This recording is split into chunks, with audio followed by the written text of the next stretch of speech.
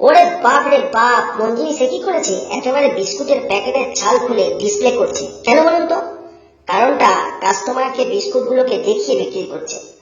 ভাই হিম্মত আছে, যতই হোক বড় কোম্পানি না, কত কি variety, fruity cookies, palmier cookies, honey crunch cookies, strawberry cookies. Monginis magic কিন্তু চালিয়ে যাচ্ছে।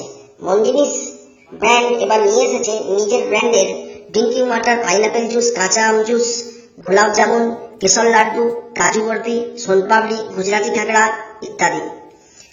আর কি বলবো, সঙ্গে কেক, পেস্ট্রি, প্যাটিস, পনির বাটার মশলা, মানে সাবরিস আইটেম তো আছেই।